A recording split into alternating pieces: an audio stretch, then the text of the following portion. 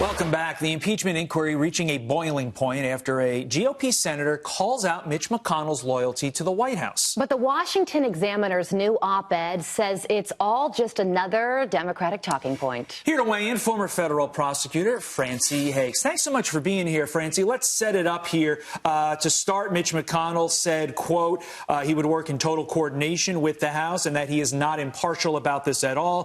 GOP Senator from Alaska, Lisa Murkowski, said she was, quote, disturbed when she heard his comments. With that as the backdrop, Byron York issued the following op-ed. Here's the title, or here's a line from it. No, the Senate is not a jury, and other misconceptions about impeachment. So, Francey, do you agree with Byron York's assessment?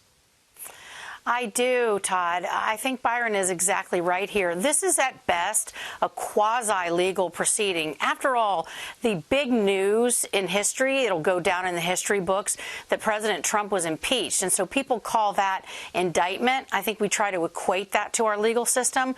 But really, that is the most significant point that happened, and it'll be an historic note on his record. So it's not like an indictment, which is generally handed down by a grand jury in secret. There was nothing about this process that represented the full and fair fundamental due process that we expect under the Constitution. So, no, this is purely political. I think that GOP leader McConnell is, of course, coordinating with the White House. He's in the same political party. It's not a surprise. All right, Congressman GREGORY MEEKS, he's from New York. He was on CNN recently, and he said this about Lisa Murkowski. Take a listen.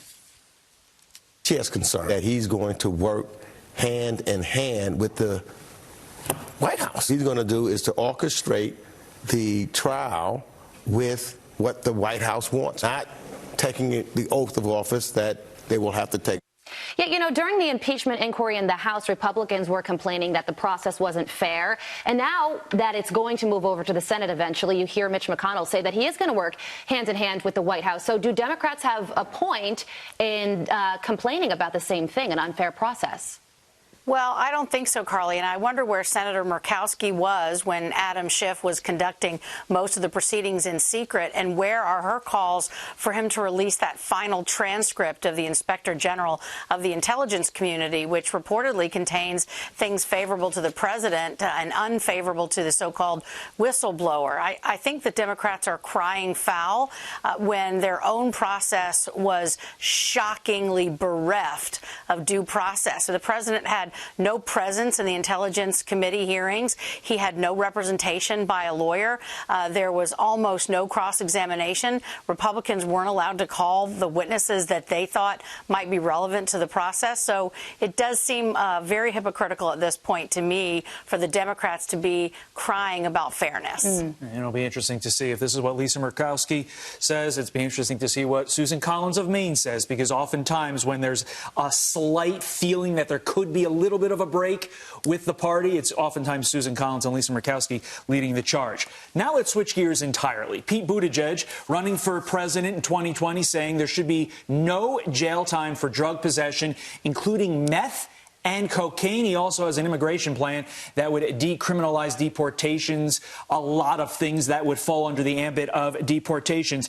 He's considered one of the moderates in the 2020 race. Is this a smart strategy for Buttigieg and the Dems? Well, all I have to say, Todd, is I hope not. I'm for law and order. I'm a former prosecutor. I believe in law and order.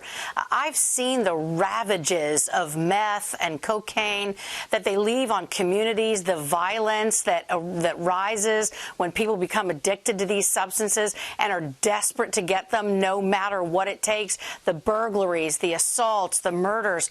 I don't understand anyone who says that decriminalizing drugs is going to lead to some sort of decrease in crime. I feel like just the opposite is going to happen. Let's take a listen to Pete Buttigieg laying out his plan, then I'll get some further reaction on the other side. Incarceration should not even be a response to drug possession. Is that across the board? So if it's meth or coke or ecstasy, any drugs, if it's possession, incarceration isn't. That's right. You know, as Todd said, this is a really big deal because he is considered one of the moderate candidates. And you look at places like San Francisco that have decriminalized heroin possession and things like that. You have to wonder why Pete Buttigieg would think that this is a good idea when we see cities like San Francisco and the homeless crisis and the drug use issue that's taking place over there. Well, you know, Carly, it's interesting if you want to equate it with a really terrible crime like child exploitation, child pornography. Do we want to decriminalize possession of that?